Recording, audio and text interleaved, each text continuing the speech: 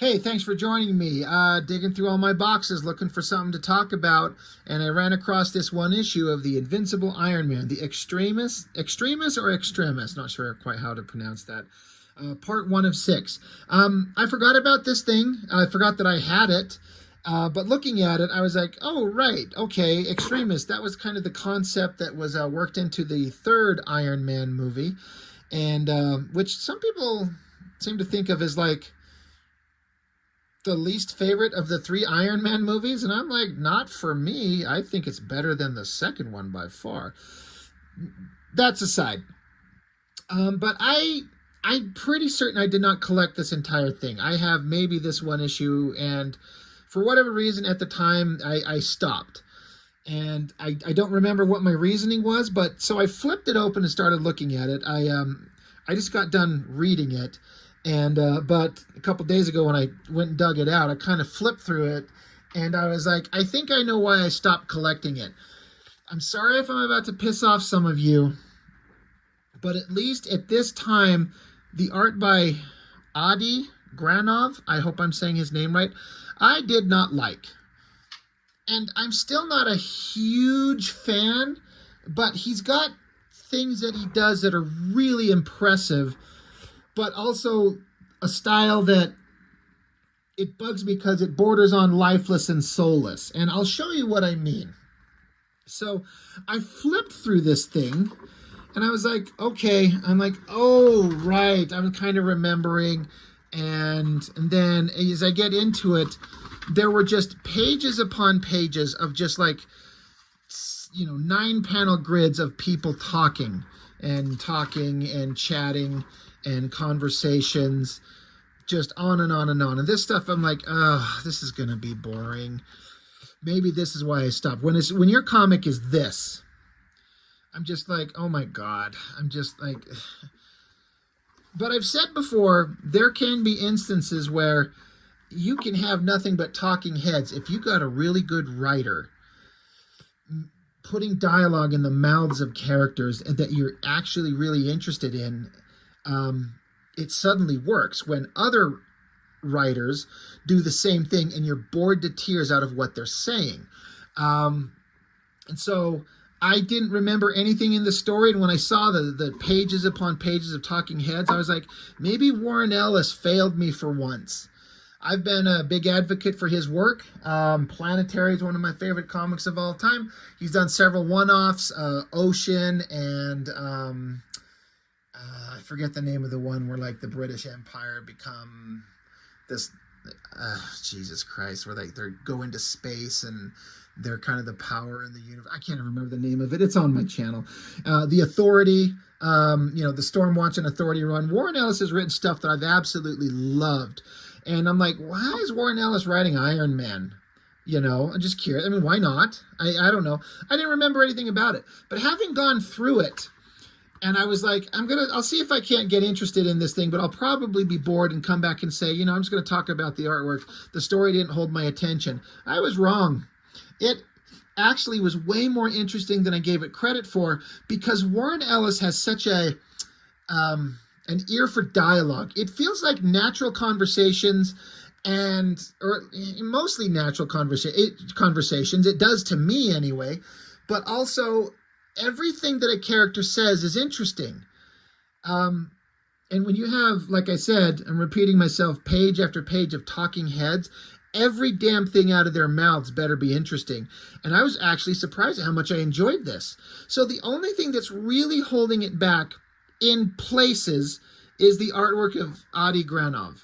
And again, I know he's probably got a bunch of fans, and some people are probably like, what the hell are you talking about?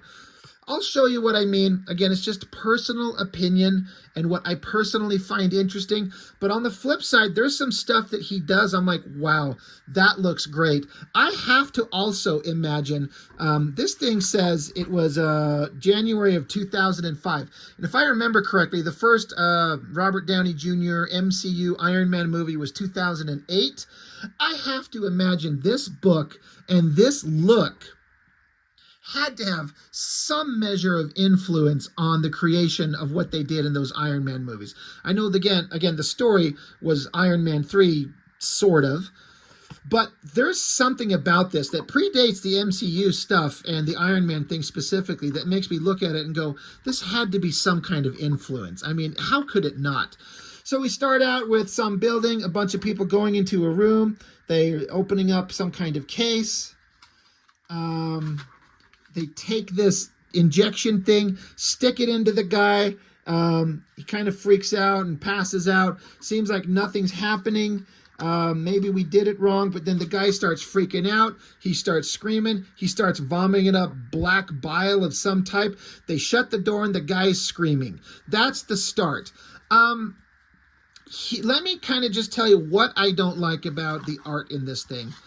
The storytelling is extremely clear. I never was lost where I'm like, what am I looking at and what is going on? The storytelling never got me confused. It's all clear.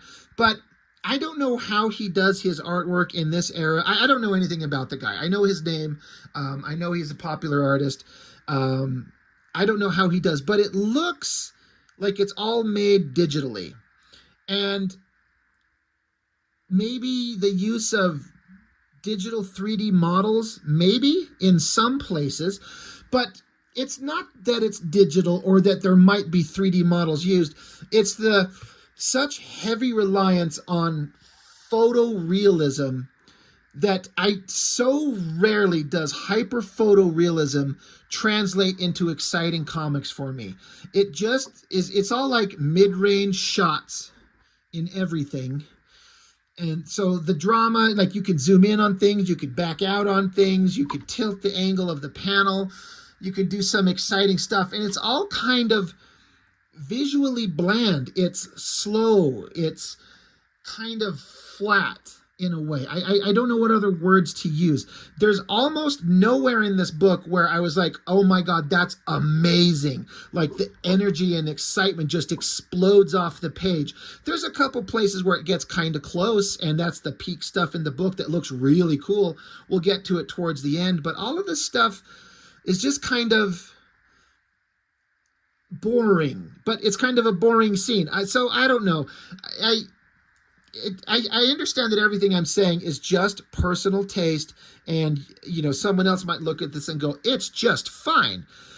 But also what's also helping it is this great story that's keeping me intrigued the entire time. So I'm not trying to talk negatively on the artist. I'm just saying that there are elements to this that do not interest me, and I'm not particularly thrilled with it. But I can't deny that it's clear. Maybe sometimes it's a little dark, maybe.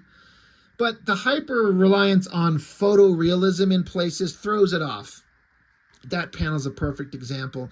But again, you might like it, you might love it to death, and I get it. I'm not trying to take that from anybody, but so it's kind of, I keep going, when I was reading this thing, I'm like, oh, this stuff is kind of boring. But then it comes back, and I'm like, I'm kind of fine with it. But then it would kind of veer back to like, that's kind of boring. They would veer back, like, I'm kind of into it. So it's kind of all over the place. But that being said, I'll kind of just say that about the artwork and leave it there and not have any more kind of critiques on it.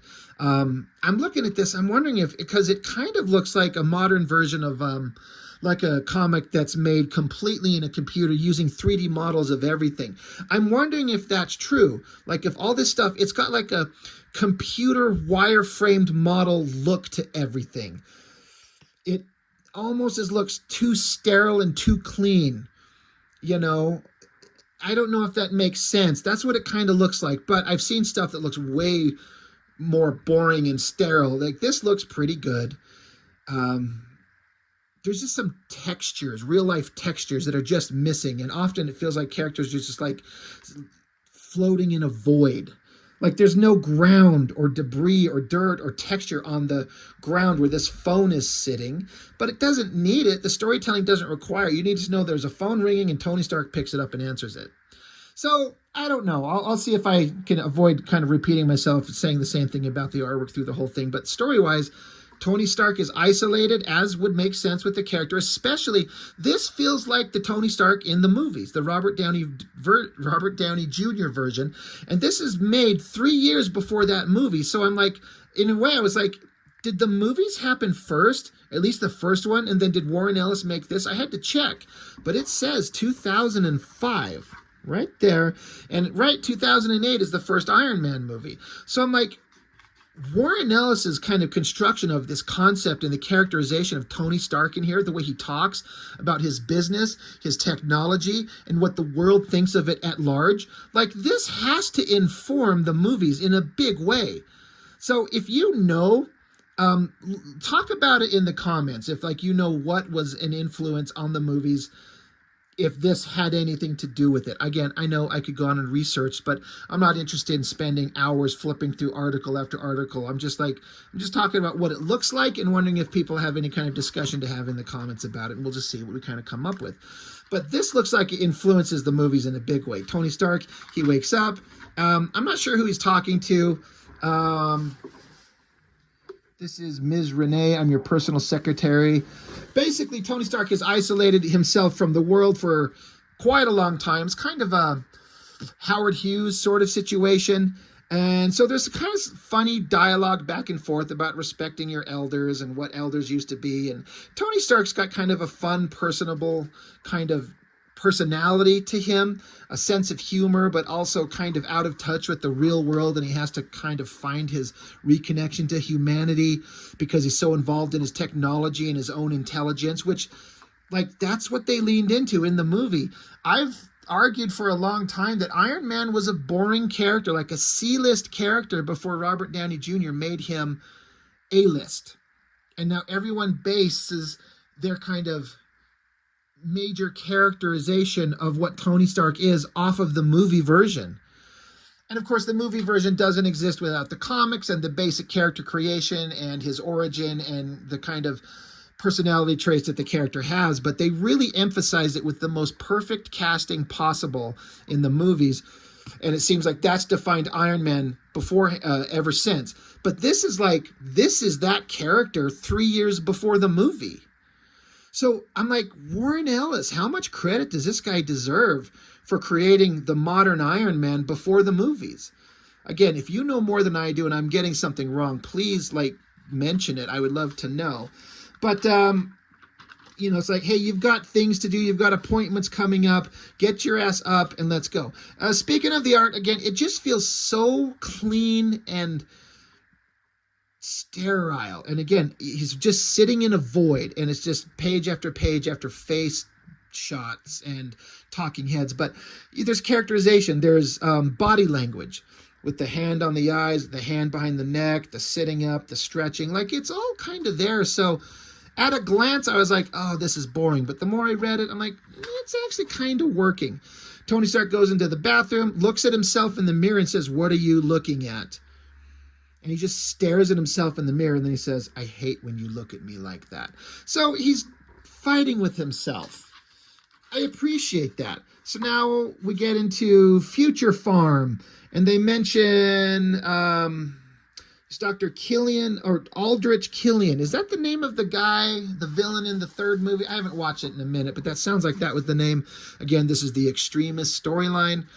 This guy's writing an email about, they know the Extremis has been distracted from the vault. It's chaos outside my blessed door. This place is so badly organized, no one seems to be qualified to know what has been stolen or what to do about it. Maya Hansen was in here earlier shouting at me. She always shouts, never happy. It's only a matter of time before the thief is discovered and interrogated. I won't get through an interrogation. I know that I've loosed something terrible. Knowing that it had to be done, it doesn't ease the burden. So this guy's talking about they created something and he let it go. He let it get out into the world and it had to be done. And so he's got kind of tears in his eyes. He says, all the emails are on this machine if you can find them. But understand this had to be done. I'm shaking. It's getting hard to type. Goodbye. So he prints out this email. He takes a gun, puts it to his face, and then he's got, with a tear in his eye, he says, I've never been in love. Never. And no one's ever loved me. And then the hammer snaps. And then the girl comes out. She's like, there was a bang. Oh my God, I think this guy shot himself. He printed out this message. It's someone stole an Extremis dose. This is his confession. What are we going to do?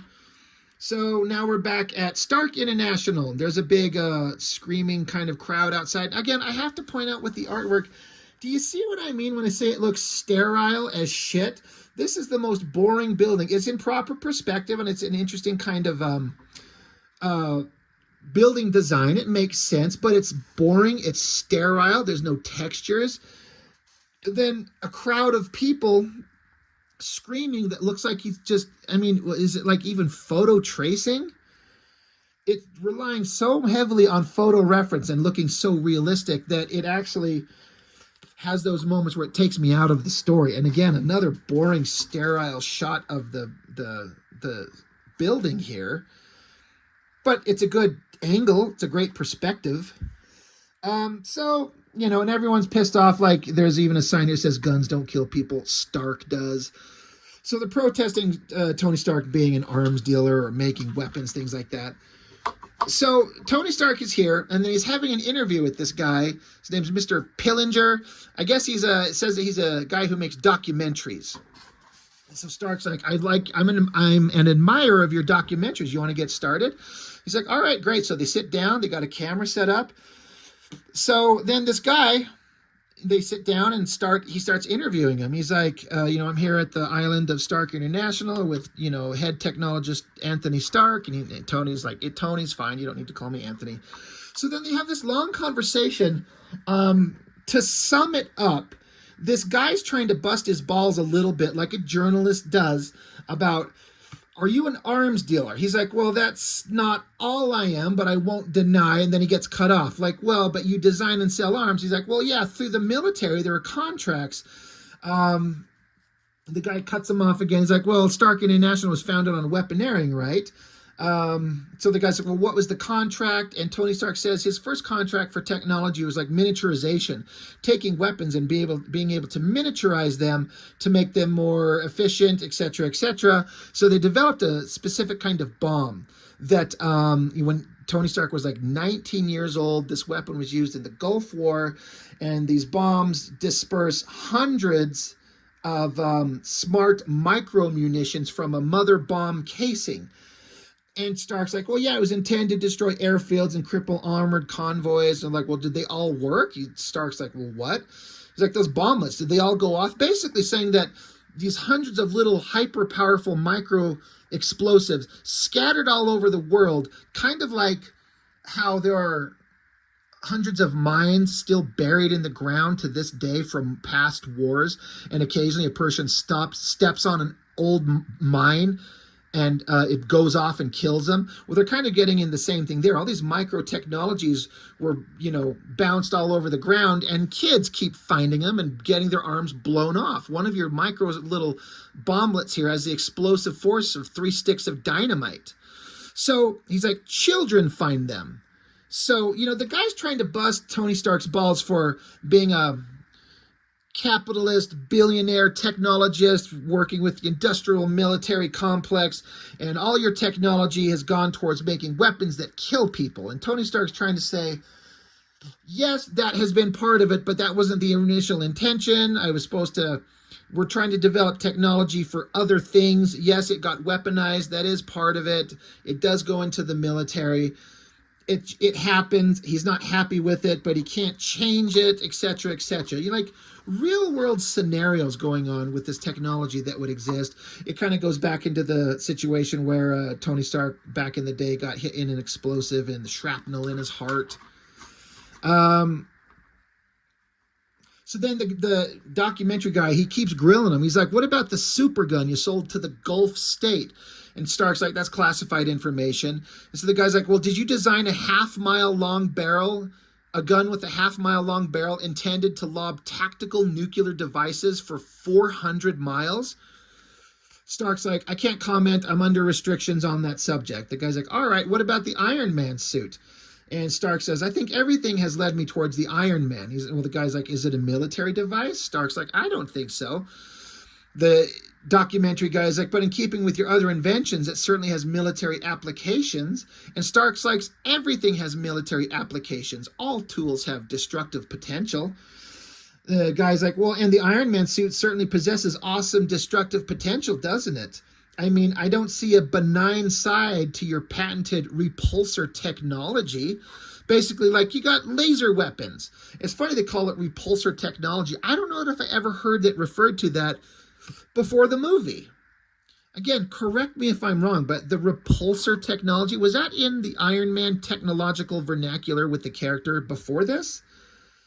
You know, Warren Ellis, as a writer, is always fascinated with technology, things that have been discovered and created, and things that are in the future. So he's very much about the science of the future. So I can see him coming up with this stuff. This conversation very much follows the kind of stuff that I can see Warren Ellis is interested in. And I'm like, I was really interested in this interview. It's a bunch of talking heads, but the stuff they're discussing, it feels like this is a scene right out of the movies, honestly. I can imagine Robert Downey Jr. having this conversation with someone and trying to carefully defend himself. It's all really well done. But Stark kind of interjects and saying repulsor technology has an application to cheap non-chemical space launch. He's like, okay, well, are you developing that? And he's like, not at this time. So the interviewer guy's like, yeah, so you're using it as a weapon, right? And he starts grilling him. He's like, well, Iron Man's basically your personal bodyguard. He's like, well, that's a little disingenuous of you. You are aware that I donate Iron Man services to special response groups like the Avengers all the time. And the guy's like, well, sure. My point is, other than guarding you and performing peacekeeping operations, the Iron Man suit isn't used for anything else. Therefore, really, it's just defense industry application, right? Stark says all technologies have that kind of application. My point, and I don't want to talk over you, but that you've run me over whenever I've tried to explain on an answer. My point is that Stark microelectronic breakthroughs have all led to useful social technologies through that initial military funding. No, I didn't think to myself that taking microchips down to the nanometer would limit the nanometer limit would be good for bombs. And the money from the seed pod bombs was driven into medical biometric implants, cardiac replacement medicine, and internal analgesic pumps. Am I an arms dealer? No. Did I start out as a weapons designer? Yes. Do I intend to die as one? No. And so the guy's like, well, do you think any of these medical things are being done in Iraq? Do you think that an Afghan kid with his arms blown off by a landmine is remotely impressed by the Iron Man suit? So Stark's kind of quiet there for a second. Then he says, I never claimed to be perfect. I always knew there would be blood on my hands. I'm trying to improve the world. So the interviewer says, improve the world. Well, thanks for your time. I'm curious, actually, if you know my work, why did you agree to this interview? And Stark says, well, me first. Why am I a ghost of the 20th century? Which is what the guy said earlier. I kind of skipped over it. This is the title of the interview. It's like, why am I a ghost of the 20th century? And the guy says, because your arms work of the 90s still haunts the poverty and war-stricken countries they were developed in. Stark says, I wanted to meet you. You've been making investigative films for 20 years now? I wanted to ask, have you changed anything? You've been uncovering disturbing things all over the world for 20 years. Have you changed anything? You've worked very hard. Most people have no idea the kind of work you've done. Intellectuals, critics, and activists follow your films closely, but culturally, you're almost invisible. Have you changed anything? And he says, I don't know. And Stark says, me neither. It's been an honor to meet you, Mr. Pillinger. And the guy says, thank you for your time. So, Stark's making a point, you do all this work that you consider to be so important, but what have you actually affected? Stark's saying, yes, I have made things that have had horrible repercussions, but I'm also made things that have got wonderful repercussions in the world. So I'm at least making a difference, and you can point to some positives. What have you done? So there's a philosophical conversation going on. I like it. It works. Back with the guy who at the very beginning swallowed the whatever and he's encased in this dark goop. Is he dead? Is he alive? What is he covered in? Who knows? It's scary. It's creepy. Back with Stark, he has a conversation with his secretary. He's like, you have another meeting. He's like, cancel it. I'm going back down to the garage. And then he's on a phone. He's like, hey, yeah, I know. I had an interview. We're going to talk about it later. So then he gets into a room and he says, he starts a voice log, like captain's log. So we get an opportunity to have the character actually vocally speak his thoughts, which gives information and exposition to us, while there's actually a reason for him speaking it. So Tony Stark with his voice logs, like, John Pillinger says the Iron Man suit is a military application. I told him he was wrong. I'm trying to decide if I was lying. I've never sold any element of the Iron Man to the military. It's used for extraordinary rescue and response situations. Iron Man saves lives. Iron Man used to represent the future. I like this shot where he reaches his finger out and touches the button, and you can see a little electronic pulse going through his internal body to what looks like a chip implanted inside his arm, where therefore only he can activate the door to get in. And then there's the Iron Man armor right there. Stark continues as he stands there now naked. He says, Stark, voice log, record, date stamp. Hard to believe I used to be able to fit all of this in a briefcase. So again, look at this Iron Man armor. It's not the exact design of the movies by any means, but it's a very solid, thought-out design that looks like a bulky suit of armor that looks very, very much like the one in the movies. So again, did they take this design in this comic and has it as some kind of inspiration? I just have to assume they did. This feels so much like the movies, and I like it. So Stark continues, he talks about that shrapnel in his heart. He had to design a system to stop the shrapnel from going into his body. Then he had to design something to get him out of captivity. We've all seen the opening scene to the movie, which is very much like the comics origin. He just kind of keeps talking about how he kept designing this armor and the technology to keep him alive, but then he kept tinkering with the suit. And I'm not sure why anymore, except maybe that it wasn't about the future, but my future. And it allowed me to pretend that I wasn't a man who made landmines. I went from being a man trapped in an iron suit to being a man freed by it. So he puts the suit on, Iron Man command system on, start. Again, this all feels like the movie. It looks so good. And this Iron Man suit, and the way that the artist renders it, it feels like maybe it's a 3D model. I could be completely wrong on that, but it looks so technically accurate and really solid. I really like it. As much as I feel like some of the other art is kind of sterile and kind of lifeless, this Iron Man stuff, I mean, look at that. That's a shot straight from the movies. Him blasting into the sky through his eyes and seeing the heads-up display through his perspective. That's right. That's in the movie. 3 years before it. Launches out of his the building here. Great shot, great lighting. And look at that. That's freaking amazing. That looks so cool. All the three-dimensional plates on the armor, it's so well thought out. Like, Iron Man looks like a three-dimensional real thing, and it works perfectly. So full credit. As much as I've been kind of bored with some of these human things, like these faces down there, so hyper-realistic, the Iron Man suit looking hyper-realistic works perfectly.